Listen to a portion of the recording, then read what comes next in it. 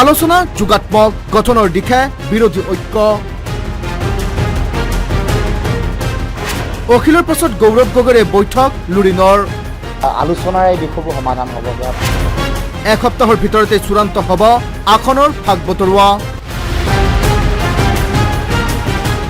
ৰাজ্যত শেহতীয়াকৈ বিৰোধী ঐক্যৰ ৰাজনীতিয়ে লৈছে নতুন গতি দেওবাৰে পুৱাৰ ভাগত কাজিৰঙাত অখিল গগৈ সাক্ষাৎ কৰিছিল প্ৰদেশ কংগ্ৰেছৰ সভাপতি গৌৰৱ গগৈয়ে সাক্ষাতৰ পাছত আলোচনা যোগাত্মক বুলি উল্লেখ কৰিছিল অখিলে অৱশ্যে আসনৰ ভাগ বতৰাক লৈ কিছু জটিলতা থকাৰ কথা উল্লেখ কৰিছিল অখিল গগৈয়ে গৌৰৱ গগৈৰ লগত আলোচনাৰ পাছত সেই যিটো অচলাৱস্থা ষ্টলমেট যিটো আছিলে সেই অচলাৱস্থাটো নাইকিয়া হৈছে মই গৌৰৱ গগৈৰ কাৰণে মই একদম বাহু মুকলি কৰি দিছোঁ গৌৰৱ গগৈৰ কাৰণে বাহু আলিংগনৰ কাৰণে বাহু আমি ৰাইজৰ দলে মুকলি কৰি দিছোঁ মাত্ৰ আৰু 4টা খোজ দি দিলে 4 ইঞ্চি আগলৈ আহিলে আমাৰ ৰাইজৰ দলৰ লগত কংগ্ৰেছৰ মিত্ৰতা চূড়ান্ত কিন্তু বিজেপিক প্ৰতিহত কৰাৰ স্বাৰ্থত কিছু কম্প্ৰমাইজ কৰিবলৈ সাজু বুলি ইংগিত দিছিল অখিলৰে বৈঠকৰ পাছত দেওবাৰে নিশা লুৰিণজ্যোতি গগৈৰ সৈতে বৈঠকত বহিল গৌৰৱ গগৈৰে হোৱা বৈঠকৰ অন্তত সংবাদমেল পাতি লুৰিণে ক'লে আলোচনা যোগাত্মক গঠন হ'ব বিৰোধী ঐক্যবদ্ধভাৱে আগবাঢ়িবৰ কাৰণে অতদিনে আমি আহ্বান কৰি আছিলোঁ আৰু এইটো এটা আলোচনাৰ দুৱাৰ মুকলি হৈছে আৰু গোটেই বিষয়টো সমাধানৰ দিশত অগ্ৰসৰ হোৱা বুলি মই অনুভৱ কৰিছোঁ আগন্তুক দিনসমূহ বাকী থকা 2-4টা অখিল গগৈ ডাঙৰীয়াও কৈছে 2-4টা বিষয় এতিয়াও বাকী আছে মোৰো 2-4টা বিষয় বাকী আছে নিশ্চিতভাৱে হ'ব মই যোগাত্মক কাৰণ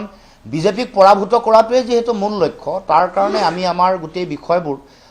আমি যুক্তিপূৰ্ণভাৱে আলোচনা বিবেচনা কৰিছোঁ তথ্যসন্মতভাৱে আলোচনা কৰিছোঁ আৰু গোটেই বিষয়টোত মান সন্মান মৰ্যাদা আৰু এৰা ধৰা সকলো বিষয় ইয়াত আমি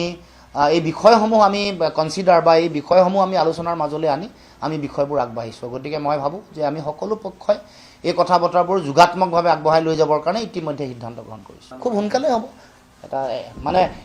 শেষ পৰ্যায়ত উপনীত হৈছে আৰু একেবাৰে বহুত বেছি বিষয় নাই কম সংখ্যক বিষয় আছে খুব সোনকালে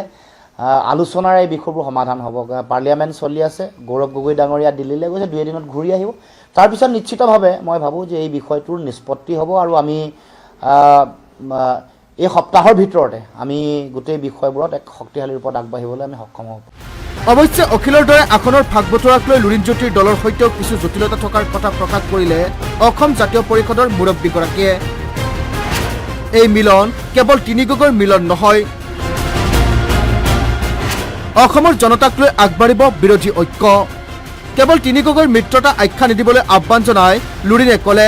দিল্লীৰ পৰা গৌৰৱ গগৈ আহিলে এসপ্তাহৰ ভিতৰত চূড়ান্ত হ'ব সকলো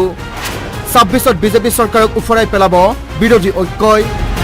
সংবাদমেলত ক'লে এজেপিৰ মুৰব্বীগৰাকীয়ে গোটেই বিষয়বোৰ খোলা কৰিব খোজা নাই আমিও এটা বিষয় আমি উত্থাপন কৰিছোঁ এটা সংখ্যা আসনৰ সংখ্যা তেখেতসকলেও এটা পৰ্যায়লৈকে আগবাঢ়িছে আৰু কিছু আছে আমি সেইকাৰণে যেতিয়া হ'ব চূড়ান্ত ৰাজহুৱাভাৱে কৰিম আৰু মইতো ভাবোঁ যে এই গোটেই বিষয়টো আমি বহি একেলগে সকলো আসনৰ ঘোষণা কৰাৰ লগে লগে এটা শক্তিশালী বাৰ্তা মানুহৰ মাজলৈ যাব নিশ্চিতভাৱে অতি যোগাত্মক প্ৰভাৱ পৰিব আৰু মই ভাবোঁ যে মই খালি কেৱল মাত্ৰ এটা কথাই ক'ম যে তিনি গগৈৰ কথা নাই সকলোকে লৈ আমি আগবাঢ়িম সকলো যিমান আছে অসমৰ জাতি জনগোষ্ঠী ভাষা ভাষী ধৰ্মাৱলম্বী লোক সকলোকে লৈ আমি আগবাঢ়িম আৰু এইটো আমাৰ মূল লক্ষ্য আৰু অসমৰ প্ৰতিটো জাতি জনগোষ্ঠী ভাষা ভাষী ধৰ্মাৱলম্বী লোকক